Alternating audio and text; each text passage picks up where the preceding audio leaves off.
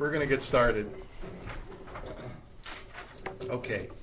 So the Mishnah says, we're on the Mishnah on Daf Nun Zayin Amud Aleph. Elu divarim sheish lahem chazaka, ve'elu divarim she'ein lahem chazaka. Now this Mishnah is deliberately vague. I want to remind you that there are two types of demonstrations of ownership vis-a-vis the source of the property. Meaning that, as we've seen before, we've been talking up until now, in the recent past, we've been talking about being kind of something from Hefker. We talked about Nichsei Hager Shemes, the property of a ger who died without any heirs. We said that becomes Hefker, and a person can make a kinyan to demonstrate ownership and be kona that from Hefker. We also talked about how to demonstrate ownership when something is previously owned, and we know who the previous owner is. There you need a 3-year chazaka in order to establish the fact that the previous owner has relinquished ownership to the person who's currently occupying the property. Now, from here, from this Mishnah, it's not clear what kind of kinyan we're talking about. Are we talking about a person who's demonstrating ownership in order to take it away from the previous owner? Or are we talking about a demonstration of ownership when a person wants to acquire something from Hefker? That's deliberately left vague, but let's just read the Mishnah and then let's see where it takes us. The following actions will demonstrate a chazaka, and the following actions will demonstrate that there is no chazaka. Hayamamid behema b'chatzer tanur rechayim v'kirayim umigdal tarnagolim v'nosein umigadel tarnagolim, v'nosein zevalo b'chatzer eina chazaka. So the following things do not establish a chazaka of ownership. If a person brings animals into a place like a chatzar, into a courtyard, and they roam free, that's not a demonstration of ownership. If a person brings an oven or a mill, which is movable, into a courtyard and uses it there, that's not a demonstration of ownership. If a person brings his chickens into a courtyard, or if he brings a pile of dung for fertilizer, none of these things are demonstrations of ownership because, as the Rashbam explains, we talked about before, if you want to demonstrate ownership when you want to be kona something, you have to manipulate the actual soil. And here there's no manipulation of the actual soil. Avol, however, by contrast, asa mechitza lebehemto gabo asar tvachim, v'chein letanur v'chein lechirayim, if a person makes a fence on the property, so you're actually doing something with the land itself. So you make a fence that's 10 tfachim high in order to pen in your animals, or if you do the same thing for an oven or for a millstone, hichnas tarnagolim l'soch habayis, or if you bring, instead of bringing the chickens into a courtyard, you bring them into a house. And here, if there was going to be any objection to the acquisition, active acquisition, someone certainly would have spoken up in this case.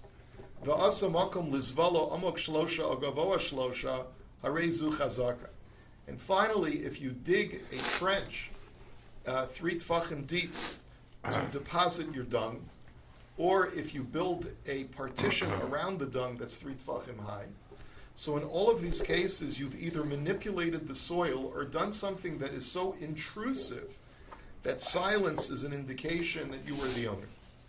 So that's the ambiguity here in the Mishnah is, number one, from whom are you acquiring this? And number two, what is the issue? Is the issue the fact that I've manipulated the actual soil in order to demonstrate ownership?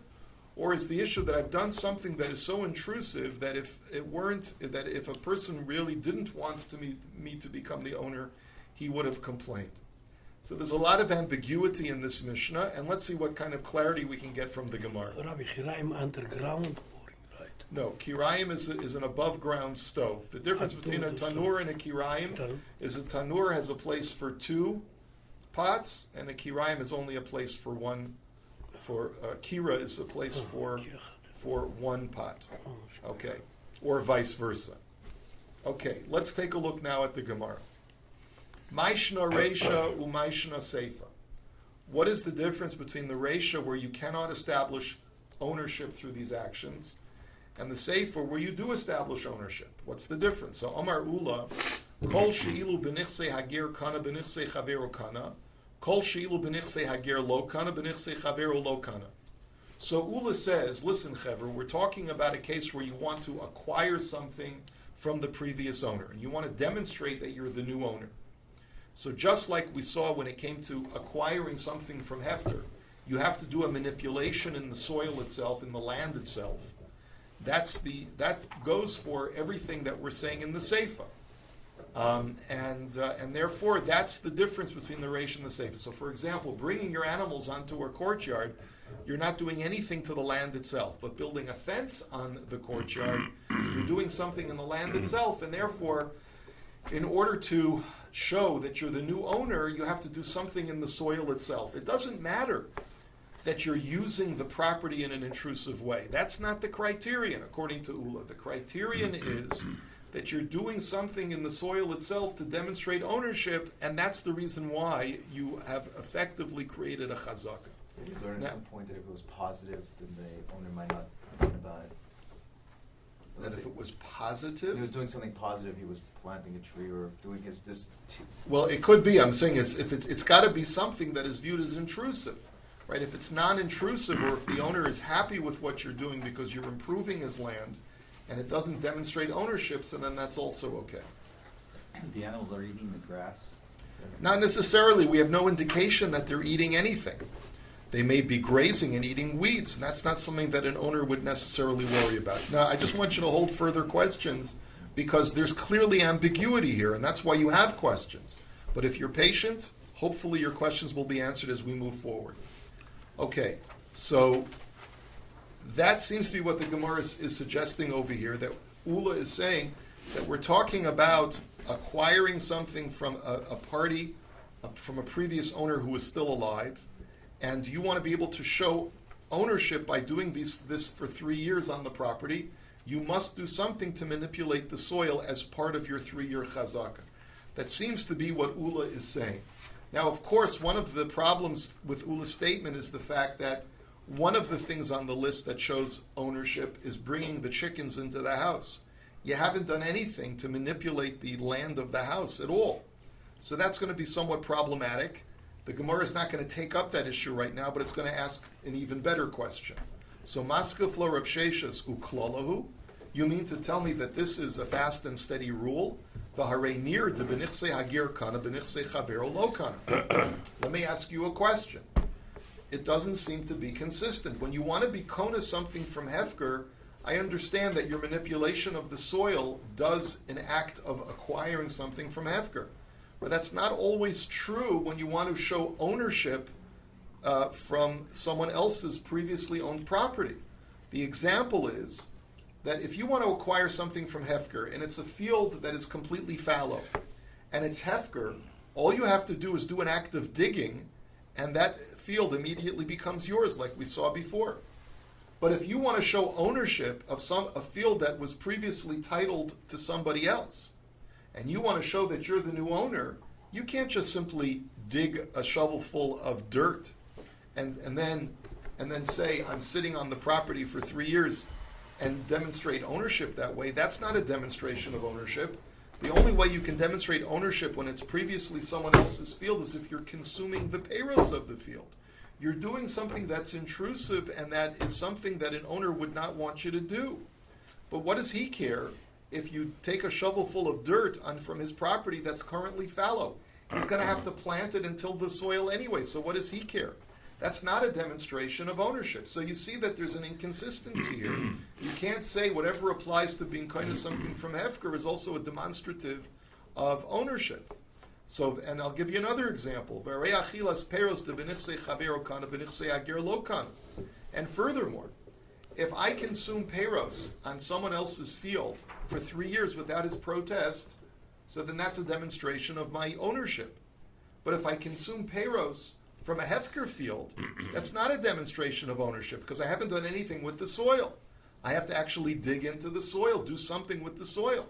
So you see that the two are apples and oranges. They're not comparable. So Ela Omer Rav Nachman Omer Rabba Bar Avua Hacha b'chatzer hashutfin askinon de b'ha'amada kedi lo kapti hamachitza kapti. So the Gemara says, okay, you're right. Let's explain what our Mishnah really is talking about. Our Mishnah is talking about a courtyard that is owned by Reuven and Shimon jointly, two partners. Okay? And Shimon wants to be able to demonstrate that he has bought out Reuven and now is the sole proprietor, sole owner of the previously jointly owned chatzir. How is this done? So that's where our Mishnah is talking about. Our Mishnah is saying that to bring in my animals, if I'm Shimon, to bring in my animals into the chatzir, that's not a demonstration that I bought out Reuven, because a partner doesn't mind if his partner brings in the animals into the chatzir. So Shimon is not demonstrating ownership. But for Shimon to build a fence on a property that is jointly owned without first consulting with Reuven, that's a demonstration of sole proprietorship, because a partner would not allow his fellow partner to build something on the property without his consent. So therefore, that's a demonstration of sole proprietorship, and that's a demonstration that the fact that Reuven has not protested for 3 years is a demonstration that Shimon is the sole owner of the chatzar. So frek the Gemara, uvahamada kedilo kapti, you mean to tell me that a partner doesn't mind if his partner brings his animals onto a property? V'hatnan hashutfin shenadru hana zemizeh asrun likanes lachatzer. There's a Mishnah having to do with the laws of Nidar. And the Mishnah says as follows. If you have two partners that own a property, that own a courtyard, and each one takes a neder that I'm not going to benefit from you. Shimon takes a neder, he's not going to benefit from Reuven. Reuven takes a neder, he's not going to benefit from Shimon. So now the Mishnah says they're not allowed to get any use, neither of them can get any use from the courtyard. Why? Because the courtyard is jointly owned by both of them. And the Gemara's question is as follows. If a person doesn't mind that his partner brings his animals onto the property, then he's basically divested himself from any claim of preventing his partner from bringing his animals on the property. So therefore, that partner, Shimon, if he brings his animals on the property, is not in violation of his neder of benefiting from Reuven's property. Since Reuven has divested himself from that use of the property to the point where he doesn't mind that Shimon brings his animals onto the property, so then Shimon is not taking any benefit from Reuven by allowing his animals to graze. So according to what you've just said, there should be no prohibition for the partners, even after they've taken a neder, to go and use the courtyard for personal use, to let their animals graze. And yet you see the Mishnah still says it's forbidden. That's the question the Gemara is asking. If you're telling me that partners don't mind if the other partner brings his animals on the property, then why, when they take a neder against each other, can they not use the property at all? So the Gemara answers, Ela Omer Rav Nachman Omer Rabba Bar Avua Hacha berachba shalachorei batim askinon de beha'amada kedilo kapti ve'amachitza kapti. So Rabbi Bar Avua says the difference between our Mishnah and that Mishnah by Nedarim is as follows. The Mishnah by Nedarim is talking about a front yard, a front plot in front of a house. There, if it's jointly owned by two partners, each partner does not want the other partner to let his animals graze and to use it exclusively. Why?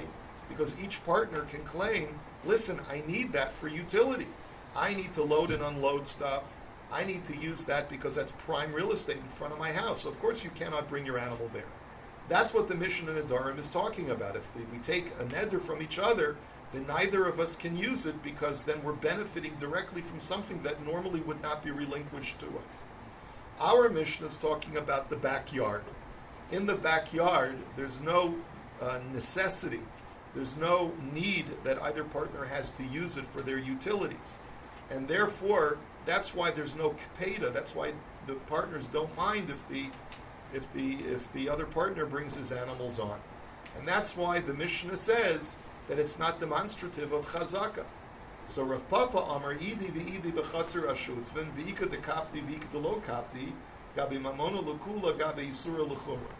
Rav Papa says, no, you don't have to say that. You don't have to say we're talking about two different kinds of property. One is a courtyard and the other one is a backyard.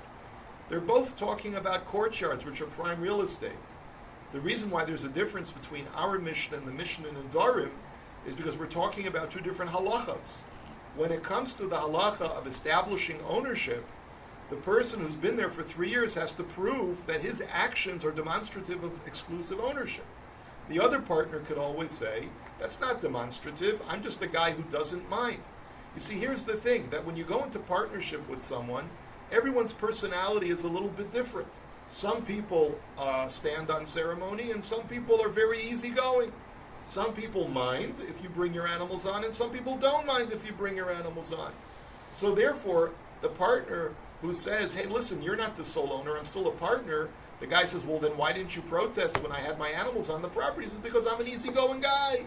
And so therefore, the burden of proof is on the fellow who brought his animals on to show that he's the sole owner. But in the case of Nedarim, where the stakes are that if I get Hana'ah from my partner, I'm in violation of an Isser Deoraisa, so therefore I have to be Machmir, and I have to say, well, maybe he does mind. It's possible that he doesn't mind, in which case I'm not violating the neder by bringing my animals on, but it could be that he does mind. And if that's the case, I don't have a right to bring my animals on. Ravina Amar La'olam Lo Kapti, V'hamani Rabbi Eliezer. Ravina says, I have a different answer. Really, partners don't mind. No one minds. If you're partners in a property, partners don't mind if the one partner brings his animals on the property. Why then is there a violation of the neder? Because that mission in the Nedarim goes like Rabbi Eliezer. The Tanya Rabbi Eliezer Omer Afilu Vitur Asr B'Mudar Hana. Rabbi Eliezer has a unique shita that argues with the Chachamim. He says that if two people if I take a neder from you, like I take a neder that I'm not going to benefit from Shloimi, then even something that Shloimi normally wouldn't mind anyone to use, I'm not allowed to get any benefit from. And that's why the Mishnah in Nedarim says that even though normally partners are mivater, partners are very easygoing and don't mind if their partner brings their animals on, but nevertheless, I would still be in violation of my neder according to Rabbi Eliezer if I benefit from Shloimi's property, because according to Rabbi Eliezer, even when the other party is completely easygoing, l'maisa, you're still benefiting.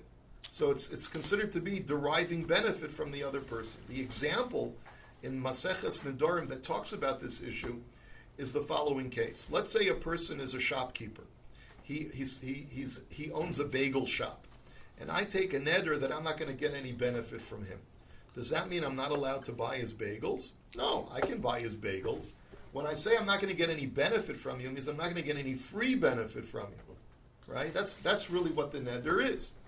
But if I'm purchasing bagels, then I'm not benefiting from you.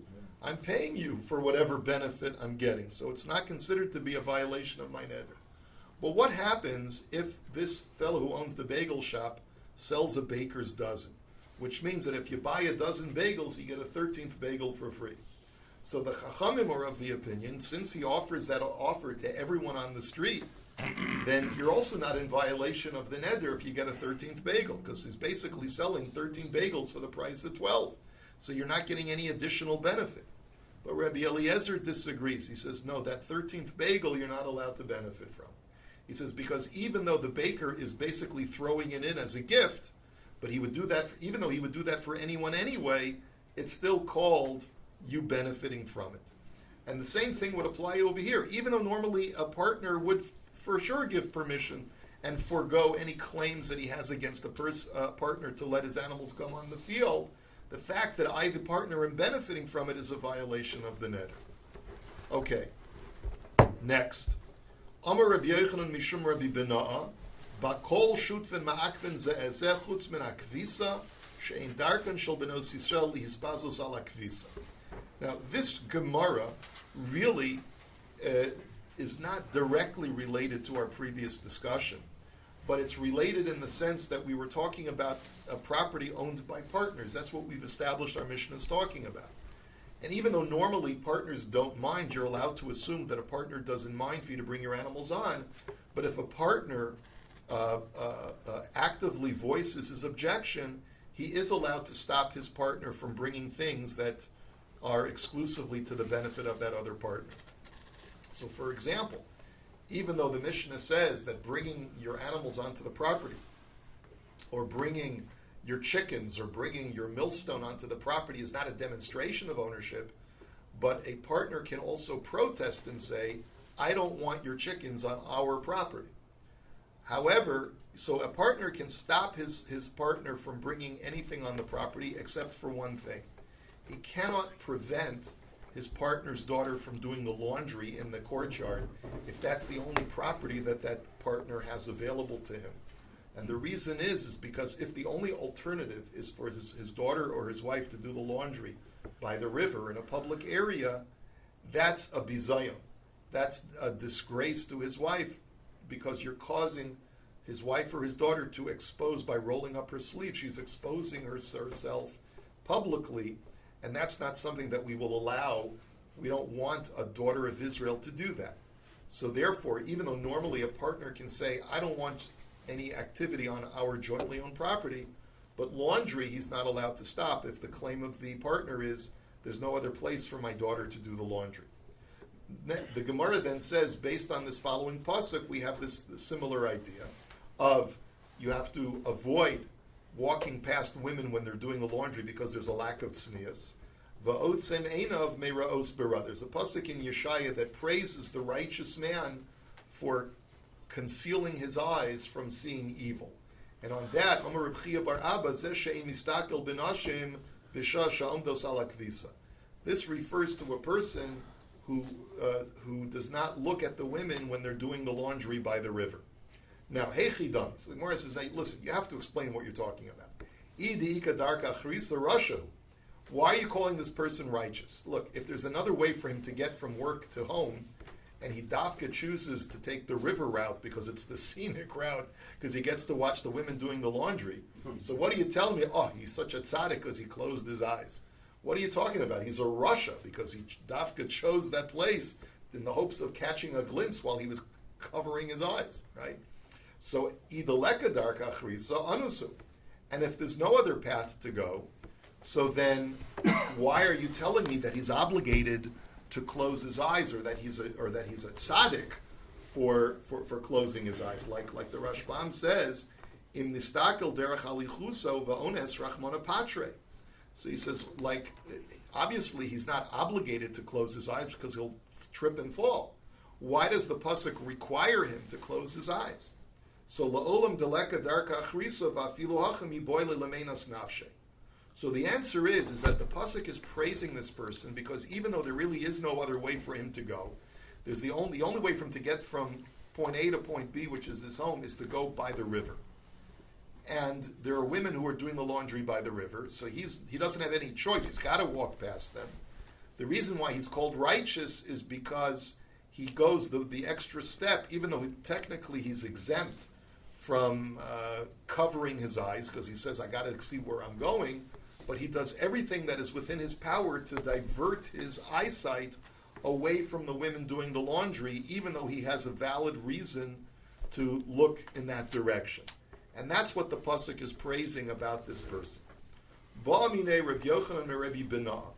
Now, this Gemara is tangential to what we just learned because it also discusses Rabbi Yochanan and Rabbi Binah, who we were talking about before. Because Rabbi Yochanan would said, Bishum Rabbi Binah, you can stop your partner from doing something except for the laundry. So this same two people, Rabbi Yochanan and Rabbi Binah, talking about modesty issues is a continuation. The question was asked, Cholok shel Talmud Chacham Ketzah.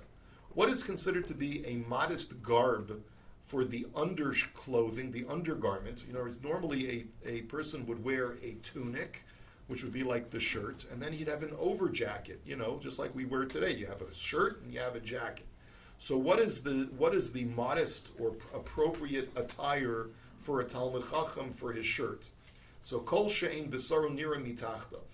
As long as you don't see his skin underneath his garment, so then that's an appropriate attire. Talish shel Talmud Chacham Ketzah. What about the overgarment? Let's say the jacket or the coat. What should that look like? Kol she'en chaluko nira mitachtov tefach. So we don't expect it to go all the way down. If the guy's wearing a tunic as his shirt, we don't expect the overcoat to go all the way down to where the bottom of the tunic is, but we expect it to go at least within a tefach of where the tunic, as far down as the tunic goes. Shulchan shel Talmud Chacham Ketzah. Now let's describe the table of a Talmud Chacham. Now here it's important to note, there's a certain decorum that we expect of a Talmud Chacham, that everything that he does is hygienically clean, is organized, and is orderly. So the table of a Talmud Chacham, what does it look like? Shnei shlishe gedil ushlish galoi va'olav ka'aros v'yerek v'tabato mibachutz. The way that we expect it to look is as follows. We expect that the tablecloth, which is where people place their bekalach, their rolls, their bread, should be on the tablecloth, and the table is covered. 2/3 of the table is covered with tablecloth, and the last third is free of a tablecloth because that's where you put down the pots of food and the moist foods. And the reason why you don't want that to rest on the tablecloth is because the pots will moisten the tablecloth by people serving themselves from the pot. The stuff will spill onto the tablecloth, and then that'll get the bread wet. And we don't want that to happen. So therefore we have a tablecloth that only is under the parts where people are dining and eating their bread. And people will go over to where the pots are, serve themselves, and come back to the place where the tablecloth is. But notice that that it's only at the end of the table where the pots are that have moisture in them. And furthermore, the ring of the table is on the outside. Now, what do we mean by the ring of the table? So the Gemara is describing a practice that is now becoming more in vogue as people have less and less space, living space in urban areas. I don't know, you've seen these videos where all the furniture is compressible because people live in very small apartments. So in the times of the Gemara, the table wasn't out 24 hours a day. The table was like, these push-up beds, where when you wake up in the morning, you push it back up into the A Murphy bed, I think. Is that what it's called? So they had these tables that had a ring on the end of the table, and when you were done eating, you would hang up the table with the ring on a hook on the wall. And that's how you stored it during the day. So you'd have more living space. So where is that ring? It's probably like an iron ring. It's on the outside so that it doesn't impede on the eating space of the people who are dining around the tablecloth. So we have picture, I think. Yeah? Yeah, if one of us, we have a picture. You have a picture? Okay, good. So now the Gemara says, V'hatanya tabatu mi bifnim. But wait a minute, there's another brisa that says that the ring is supposed to be on the inside where the people are dining. So the Gemara says, Lo kasha hadaika yanuka hadaleka yanuka. So the answer is, it depends if there are kids or not. If there are kids at the table and the Bava Basra has this little pitzel on his lap, the kid's going to grab the ring, he's going to want to play with it, and he's going to shake the whole table and spill everything. So therefore you put the ring on the outside. But if there's no small children, you put the ring on the inside.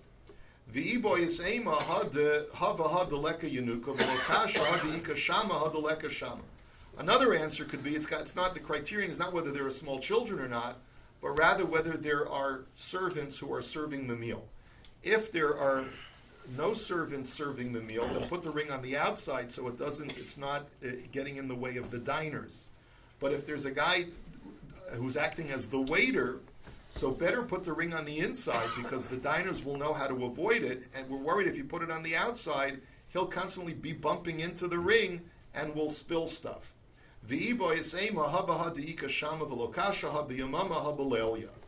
But another answer could be is that in all cases, we could be talking about where there's a waiter, but if it's during the daytime where the waiter can clearly see the ring on the outside, you can leave the ring on the outside so it's not intrusive.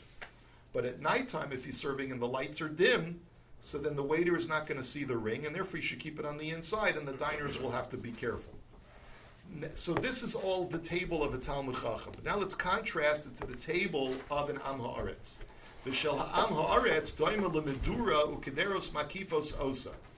So the Rashbam explains it's like a bonfire with everything surrounding it, around the bonfire. What that means is that the Am Haaretz's table is where the tablecloth is in the center of the table, and all the pots are on the periphery of the table on the outside surrounding it. Now, why is that considered to be less organized? Why is that considered to be more disorderly? And the Rashbam doesn't explain, but it seems to me, based on the next Gemara that we're going to see, is that it requires people who want to get a piece of bread to reach over these pots, which are serving pots. And you know, like you have a salad guard when you go to buy something, or a sneeze guard, is that what it's called? Because you don't want people sneezing in the salad when they go to the buffet, right? So if everyone's got to walk to get a piece of bread, they've got to reach over the pots. It's not hygienic. It's not betamt. If everything is at the end of the table and you got the diners on one place and you got the buffet on the other place, so then people will go over, they'll pick up their food, and they're not going to be reaching over the pots like that. But if people have to reach over the pots, it's not hygienic, it's not nice, and who knows, someone will sneeze or drool into one of the pots, and that's not going to be, that's the Am Haaretz's table. What? Something to learn something to learn about for a kiddush. Yeah. Sometimes the kiddushes are quite unappetizing because of that very reason. Especially when someone talks with their mouth full. And anyway, we won't go there. Let us go on. So, Mita shel Talmidei Chachamim Keitza. So, what is the bed of a Talmud Chacham like? And this is why that's the reason why I interpreted the table in this way, because as you'll see, the bed is a similar discussion. Kol she'ein tachteha ela sandalin b'yamos hacham min olim b'yamos hageshamim. He says the bed of a Talmud Chacham, underneath it, the only thing that he stores underneath are sandals in the summer and shoes in the winter. That's the only thing he keeps under the bed. But by contrast, v'shel am haaretz doim la'otzer balus. But he says, but the bed of it, am haaretz, is like a cornucopia storehouse. In other words, there's like everything is under the bed. He's got his comic book collection, and he's got his old. What else has he got? Mad Magazine. His Mad Magazine. I'm saying, well, what else is he? What else do you keep under your bed that a person could keep? Food. He's got food under the bed. He's got his children's clothes under the bed. He's got the videos under the bed. He's got the DVDs under the bed. He's got everything under the bed.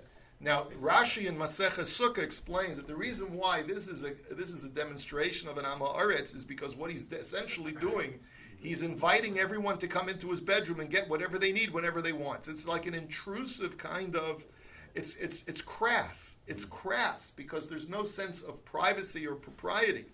And that's why I explained the table of the Am Haaretz in the same way. It's like everyone's grubbing and reaching in over the pots in the same way that everyone's going to come and reach in under his bed. And so that's the distinction between a Talmud Chacham who knows propriety and modesty and an Am Haaretz who knows no boundaries. We'll hold it here for today. Have a wonderful